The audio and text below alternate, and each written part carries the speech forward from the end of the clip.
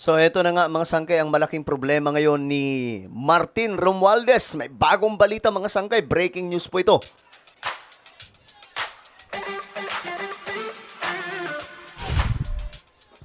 Nako po, marami ang iiyak ngayon na mga pro-Martin.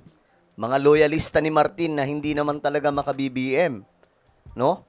Tayo mga sangkay, talagang kay PBBM lang po tayo eh. Itong mga ito, sumasideline pa eh. 'Di ba? Martin sila eh. Itong mga tagasunod ni Martin Romualdez, no?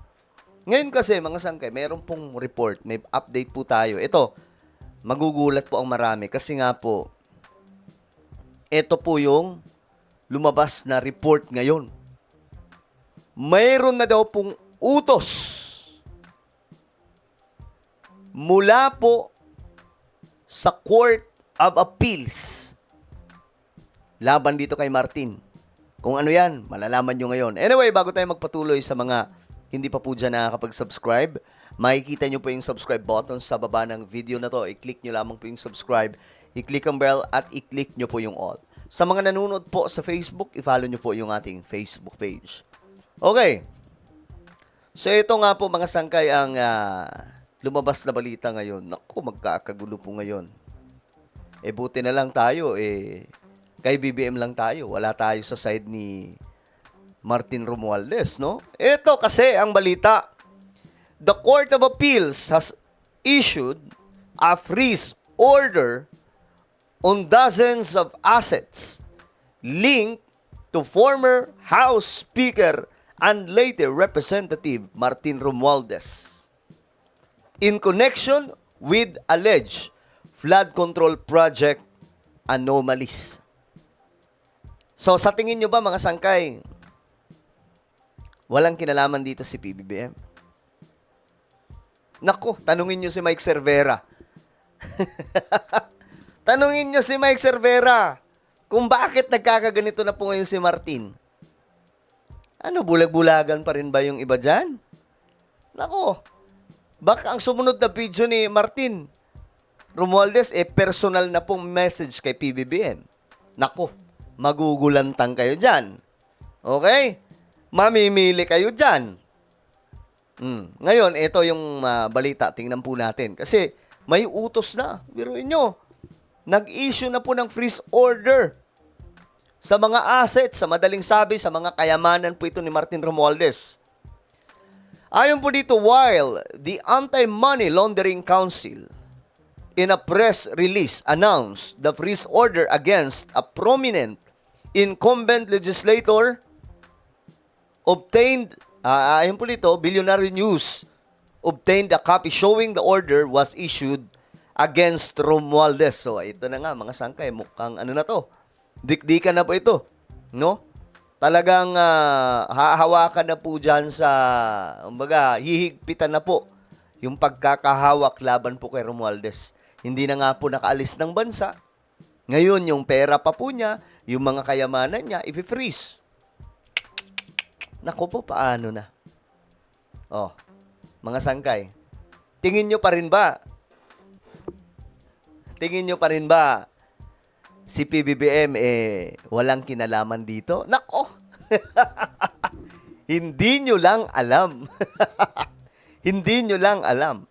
The order secured by the AMLAC on Thursday and publicized Friday covers bank accounts, insurance policies, investment accounts, and real estate properties associated with the former speaker, his alleged business associate, and the corporate entity flagged in the probe. So mga sangkay, talagang madadali dito ang ating dating speaker. No?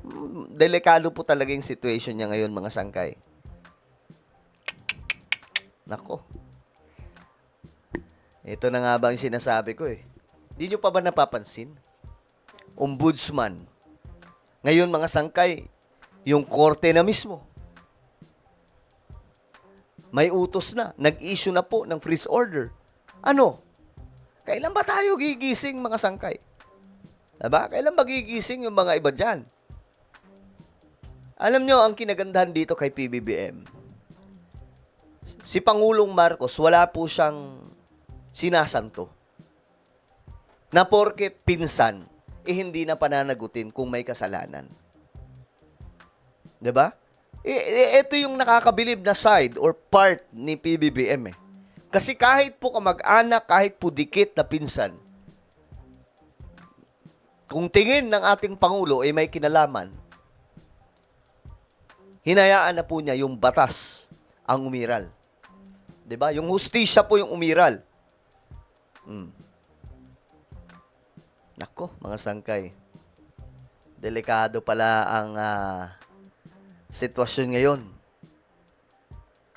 ni Martin Romualdez.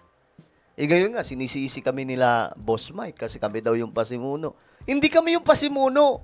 Ayan po sila, Boying Rimulya. Yan po yung pasimuno. Kami, nagdi-discuss lamang kami. No? Nagdi-discuss lamang kami na ito ang para sa amin, ito ang nakikita naming nangyayari. Ngayon, mga sangkay, ano ba, hihintayin pa ba natin na dumating sa punto na maglabas si Martin Romualdez ng video tapos inaatake na si PBBM? Kapag nangyari yan, tandaan po ninyo yung mga bumabati ko sa amin na Maka Martin. Huyo kayo lahat. Pagtatawanan kayo ni Boss Mike. Pagtatawanan kayo ni Boss Mike, sinasabi ko sa inyo mga sangkay. Okay? Buti na lang yung mga solid sangkay. Talagang ano yan eh. Yung mga tunay yung mga tunay. Marami kasing hindi tunay eh. Hindi pala marami. May iilan kasing hindi tunay. Pero yung mga tunay na solid sangkay, ano man yung posisyon natin, 'di ba? Hindi po yan nagbabago yung pagtingin. Hindi po yan tulad ng iba. Dati nanonood ako sa iyo, ngayon hindi na. No, 'di ba? Yun, mga peking solid sangkay yan. Wala tayong problema diyan. Bahala sila sa buhay nila. According to the document, 25 bank accounts and 10 insurance policies were registered under Romualdez name. Naku po. Additional financial instruments and properties, including 27 bank accounts, 10 insurance policies, and 1 investment account, were traced to the former speaker's alleged associate and Epsilon fraternity brother, Jose Raulito Paras. Nako po.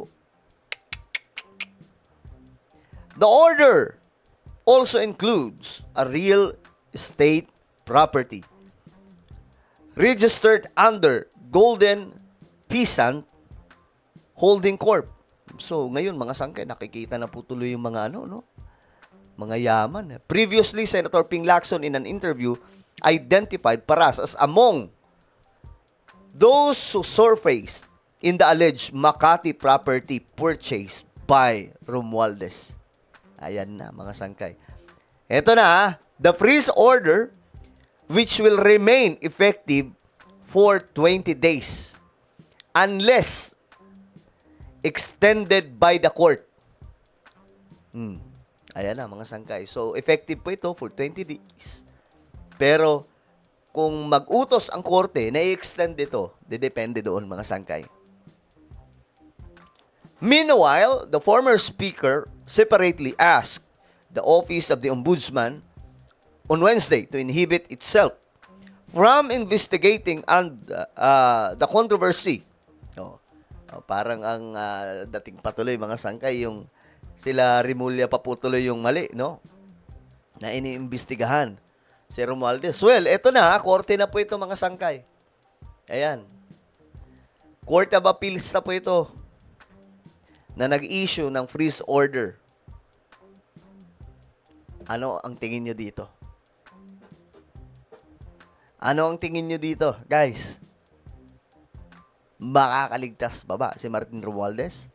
Ang inaabangan ko dito, mga sangkay, yung babanat na po siya kay PBBM at sasabihin na niya, yung tunay na mastermind, si PBBM, kagaya ng ginawa ni Zaldico, di ba? Nanahimik, di ba? Nanahimik na mahabang panahon, tapos sabay turo kay PBBM, turo kay Romualdez. Ngayon sa Romualdez, wala po siyang ibang ituturo dyan. Zaldico, PBBM, Sis Escudero.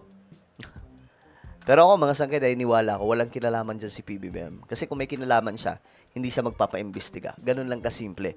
Kung may kinalaman siya, hindi niya hahabulin yung mga korap na to. 'Di ba? Yung mga DPWH officials, yung mga kongresista, yung mga senador, hindi niya habulin yung mga yan eh.